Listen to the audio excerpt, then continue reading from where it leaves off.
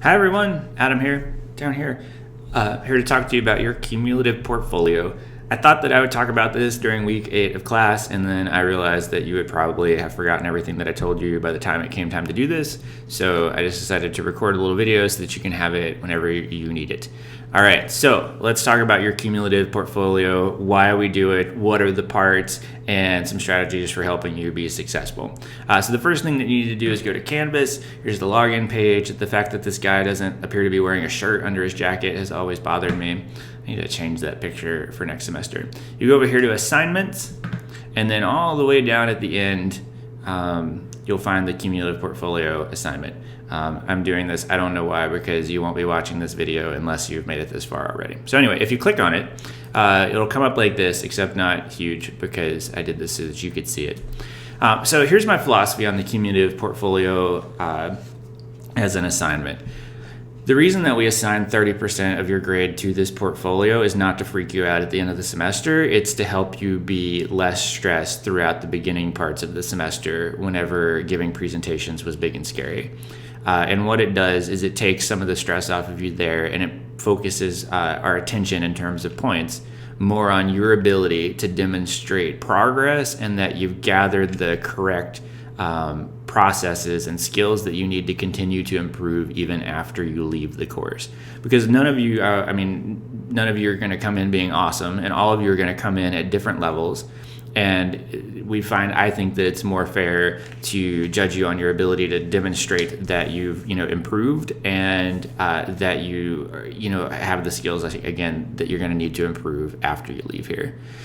So let's go through the big 5 parts, okay? 2 of them are new. The other 3 are actually like reboots of things that you've done before. This doesn't mean that you should slack off. I'm just trying to not freak you out. So the first thing is an executive summary, all right? And what it does is for the reader, it frames like, all right, like how do these next 3 presentations that we talk about fit together, and how do they fit to you as a person?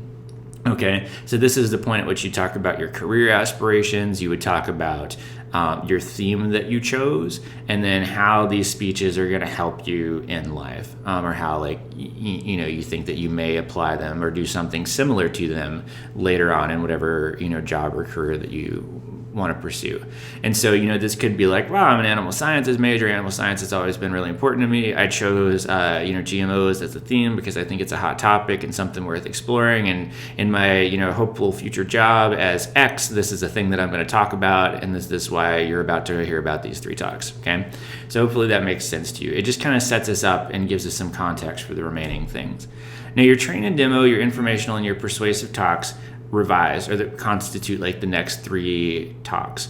And so each of those contains 3 sections. And so I'll just talk about it for the train and demo. So the first thing that you're going to do, essentially, this is like, if you knew now what you didn't know then, what would you do differently? Okay. And so you take your train and demo plan, the same one that you turned in before, and you think, all right, like based on what actually happened, what would I do differently? What would I add to it, or what would I take away? What would I reorder? Maybe you didn't really have a closing. Maybe you didn't really have an activity that you did, which is bad because it's a training demonstration. Anyway, and so you would take it and then revise that plan and put the changes into that plan. And so we'll look at it and compare it to the original one that you turned in, and say, okay, like this kid demonstrated that he, or she knows that we need to do things better. And how is probably the bigger thing. So don't overthink it. Just go through and change it. And so maybe it's something like, gosh, I really thought that this activity would be jam up and everybody would love it. And in reality, it fell flat and was really disorganized. And I wish if I could do it again, I would do something differently. Or perhaps my introduction that I had, I thought was going to be really cool and catchy. Or maybe I just didn't do one and and it was not cool or catchy. This is your chance to go back and insert that. Okay. The next part of it is your revising your visuals. So, if you forgot to include a slide for questions, or if your PowerPoint, font was too small, or if the video that was embedded in it didn't work or something, this is your point to go back and revise those. And then what you would do is you would just insert it in the portfolio. I don't care if you do the print version where it's 3 slides to a page with lines next to them. That works for me. And then as part of that too, you would also include any handouts or quizzes or any things that you gave to them, also revised. if you want to make it better. And then lastly, because reflecting on how you did is a huge part of this. You'll revise your self-reflection for that part of the presentation. So, again, obviously you learned and got more confident and picked things up in your latter speeches. So you may come back to this and say, I would have done this differently, or this really worked well, or I wish that, I did this thing in my informational talk that worked out really well and I did not do it in my training demo. And if I could have, I would go back and put it in, like those kinds of things. Okay, cool. Your informational and your persuasive talks are basically exactly the same as that. You just revise those three things. When you get to the self-reflection on your persuasive talk, I don't particularly care if it's exactly the same as the one that you turned in, because there's so little time passing between the time that you do that and the time that you do this portfolio. So anyway, so the last part here, your cumulative self-reflection paper, this is the moment where you stop and you think about your journey in AEL 2220 and how wonderful it was and all the things that you learned, and then you write that down. And so it's a 4 to 6 page double-spaced paper. Again, in the context of preparing you for a real-world situation or your career. So how does reflecting on this in relation to how is this going to help you later in life? So topics for you to discuss, and you can add to these. I would say address these for sure, because these are definitely the things that I want, so I wrote them down. But if you want to add more things to it, knock yourself out. So things like self-efficacy or confidence, in small words. How initially I started and I felt really uncomfortable in the training demo, but by the persuasive talk I felt more comfortable in front of my group, and blah blah blah. And so you can demonstrate progress. What types of strategies did you use in your presentation? So you can go through and be like, all right, well, I used a quiz here and people liked it, or I tried to get people to do this thing with their hands later on and they did not like it and that was terrible, and I would not, I would do that differently next time, et cetera, et cetera. And then you just talk about how the audience responded to them. Probably one of the bigger sections here is talking about your current communication strengths and where you can improve. And you should use the 5 characteristics for this. Go back and pull them from module 1 if you don't have them.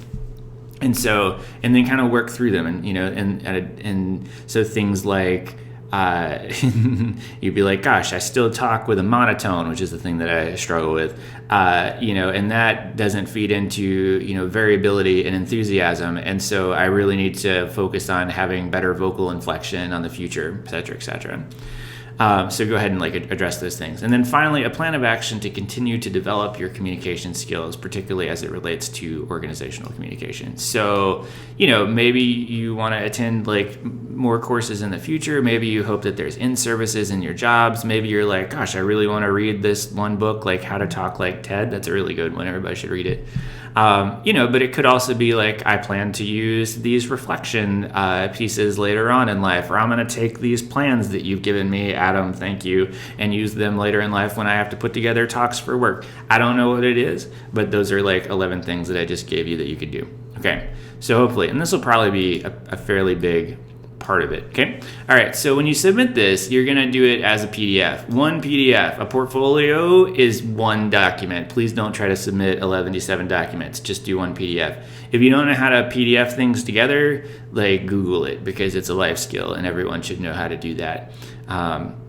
Cool. There's a link here for the breakdown of points. It looks like I don't have it up. Anyway, all right. Well, you can click on it, and then always include all the things in the one thing. And then the individual parts, your revised plans, those will just be graded according to the same grading guidelines that we use for the rest of the course. So here's one that a kid turned in a couple semesters ago at Virginia Tech, and she actually did it up really nice and fancy. You don't have to necessarily do it like this, but just to give you an idea of what it would look like. It ended up being 33 pages. So she's got her executive summary, which she talks about how GMOs are really important to her, and she's a crop and soil scientist, et cetera, how the things fit in, and then they explain what the 3 talks or what they were. And then here's a revised plan, here's a revised visuals, here's a revised reflection, et cetera. Same thing for informational on the way down. I used to make them do some more parts, so don't get too hung up on this. And then finally the cumulative self-reflection at the bottom. And so just to give you an idea of what we're looking for in terms of quality. So cool. I don't have any examples to give you here because this is the first time that we've done this here, and I changed it a little bit, and I don't want you to take it and get confused because some of you just follow these things verbatim. But just go ahead and follow the layout in here, and you should probably do just fine. If you have any questions, feel free to email me. Don't wait till the last minute. It's not hard, but it does take a while. So there you go. There you have it. Sorry this was kind of a long video. All right, cool. All right, well, bye.